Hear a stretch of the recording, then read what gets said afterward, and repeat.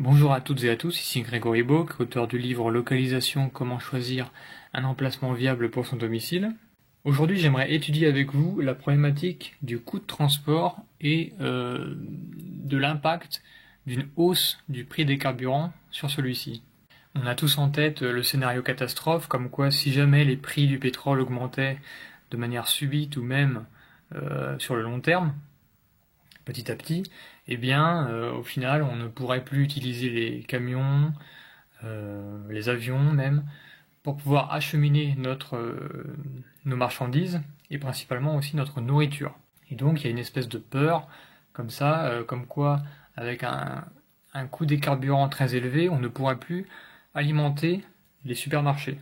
Donc, j'aimerais déterminer avec vous s'il y a effectivement de quoi s'inquiéter ou pas. Alors pour cela, j'ai pris deux exemples très concrets. J'ai pris un transport d'orange depuis Valence en Espagne jusqu'à Paris, et j'ai pris un transport de pommes de terre depuis Troyes jusqu'à Paris. Alors dans le cas de Troyes, on est encore dans la zone en fait qui entoure la région parisienne, une zone qui pourrait théoriquement nourrir Paris donc simplement avec ce petit périmètre, parce que il y a assez de surface pour pouvoir faire pousser assez de légumes, etc., même de fruits, pour pouvoir alimenter la ville pendant un an. Et donc, normalement, théoriquement, il n'y a pas besoin d'aller plus loin. Mais pour l'intérêt de la simulation, j'ai pris aussi une destination un peu plus au sud. Donc là, on est à quasiment 1400 km. Voilà, pour dire qu'on pourrait aussi importer des produits, des agrumes, qu'on ne pourrait pas faire pousser. Et que même si la zone de nourriture possible autour de Paris n'est pas assez grande, eh bien on pourrait quand même aller chercher la nourriture assez loin. Alors regardons actuellement ce que ça coûte pour transporter donc 24 tonnes d'oranges ou de patates depuis Valence ou Troyes en semi-remorque. Donc j'ai pris le coût de transport du CNR qui décompose ce coût en trois parties. Un premier kilométrique, une variable par kilomètre, principalement composée du carburant. Ensuite, une variable journalier, principalement composée des frais fixes pour faire, pour rembourser le matériel, pour faire tourner l'entreprise. Et aussi d'une variable horaire, principalement composée du salaire du chauffeur. Donc actuellement, pour les transporteurs, on est environ à 1,07 € par litre pour le gazole, hors taxe. Ce qui nous fait, dans le cas du Valence-Paris, environ 435 € de gazole. Alors j'ai ajouté les péages pour que, parce que bien sûr on pourrait avoir la possibilité d'économiser ça, mais voilà, ça prendrait plus de temps, et les petites routes, c'est plus dur pour le matériel. Ensuite, en termes journaliers, on a 2 jours pour le Valence-Paris, une demi-journée pour le Troyes-Paris, et pour le temps de transport, on a environ 2 jours du coup, avec un temps payé inférieur, parce qu'entre les deux, on a la pause, et dans le cas du Troyes-Paris, on a environ 5h30. Alors pour le Valence-Paris, on arrive à un total de 1750 € pour ce transport-là, et pour le Troyes-Paris, à 365 €. Alors je pense que ce sont des tarifs qui sont très crédibles. J'ai travaillé un peu dans ce domaine-là, et ça me paraît tout à fait crédible. Et ensuite, quand on divise donc le chargement par le coût de transport, on arrive à 7 centimes d'euros par kilo d'orange et 1,5 centime d'euros par kilo de patates. Donc ça nous fait un pourcentage du prix de la marchandise très faible. Vous imaginez, si vous payez vos oranges 2,50 €, vous payez 7 centimes de coût de transport depuis Valence jusqu'à Paris. Donc maintenant, on va voir ce qui se passerait si on augmente le prix du carburant x 10. Alors, avant ça, je tiens quand même à faire quelques remarques. Je parle bien que seulement du transport principal. Donc, je ne parle pas du transport amont ou aval, qui doivent avoir lieu.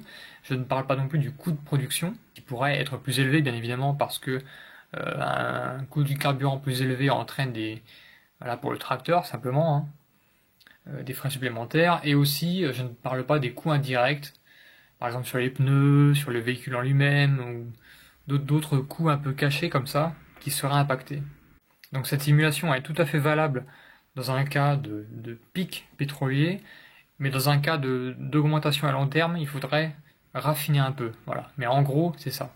Alors si on augmente le prix du gazole x 10, donc on a un prix qui passe à 10 euros et 70 centimes par litre, ce qui revient à 3,19 € par kilomètre, et qui monte la facture totale pour le Valence Paris à 6 112 €, et pour le 3 Paris à 934 €.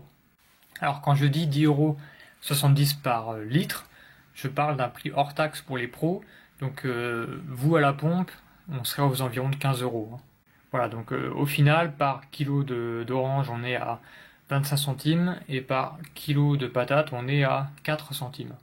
Alors il y en a qui vont me dire, oui, mais les patates, on n'est pas obligé de les transporter dans une frigo, parce que c'est vrai que ça consomme plus et c'est plus cher. Mais bon, j'essaie de prendre le pire des cas, hein. On va dire, voilà, l'hiver il fait -10, ou alors l'été il fait très chaud. Donc là, on constate que finalement, les prix restent assez raisonnables, hein.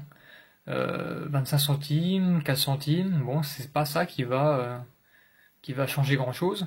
Et pourtant, on a un prix du gazole qui a été multiplié par 10. Alors les raisons à ça, c'est évidemment que la fraction du carburant dans le coût de transport ne représente environ que entre 25 et 33%. Donc l'augmentation n'est pas linéaire de la même manière. Et ensuite, on divise ce coût-là par la totalité de la marchandise. Et étant donné qu'un remorque peut emporter environ 24 tonnes, selon la loi française actuelle, ce qui pourrait changer, eh bien, on divise quand même le prix par 24 000. D'ailleurs, une petite remarque au passage, quand vous entendez, souvent j'entends des journalistes dire de 38 tonnes, qui chargent 38 tonnes de marchandises, non. On peut mettre que environ 24 tonnes, un peu plus selon les types de remorques, dans un 38 tonnes. Parce que 38, ça correspond au PMA, il me semble, au poids maximal autorisé. Évidemment, il faut soustraire à ça le poids à vide du tracteur qui est environ 7 tonnes 5 et le poids à vide de la remorque qui est environ de 7 tonnes 5. Donc dans un 38 tonnes, on ne peut pas charger 38 tonnes de marchandises, on peut en charger qu'environ 24, plus ou moins 5 tonnes. Alors ce qui est intéressant, c'est de mettre ça en relation avec votre coût de transport à vous quand vous prenez votre voiture pour aller à votre travail. Donc si jamais vous faites 100 km par jour pour aller à votre travail, on va dire que vous consommez 5 litres au 100. Donc actuellement, on va dire que vous consommez 7 €. Et bien si on multiplie le prix par 10 du gazole, on va être à 5 fois donc le prix actuel fois 10, donc ce qui va arriver environ à 70 € par jour de frais de carburant pour vous. Donc là, on voit que tout de suite, ça va vous manger 50, voire plus en pourcentage de votre revenu par jour. L'impact d'une hausse du prix des carburants sur les particuliers est beaucoup plus dommageable que l'impact sur le transport des marchandises. On ne peut pas comparer les deux.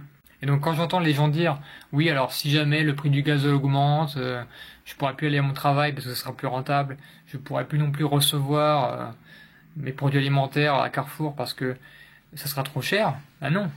L'impact d'une augmentation des coûts est très variable selon le type de cas. Alors maintenant, juste pour voir ce que ça donne, on peut multiplier le coût par 100. Donc là, on est à un prix à la pompe à 107 € par litre pour le gazole pro. Donc c'est pour les particuliers, environ 150 € TTC par litre que vous payez vous.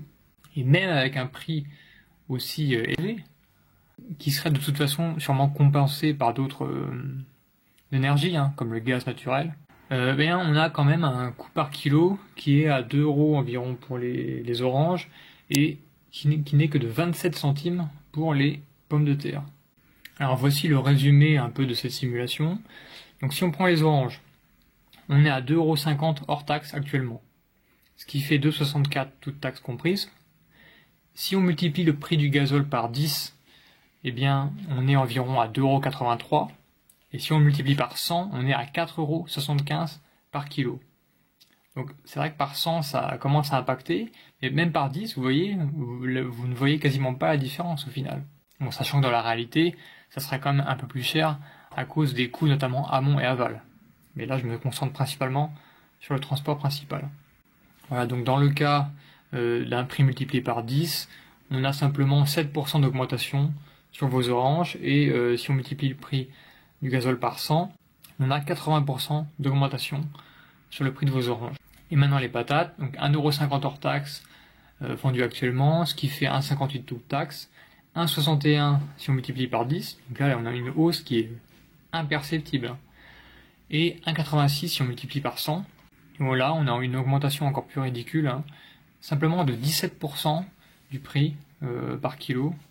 Donc la conclusion de cette simulation, c'est que même si on augmente par 100 le prix du gazole, donc 150€ à la pompe, eh bien on a une augmentation des prix alimentaires comprise entre 15 et puis 100% pour la plupart.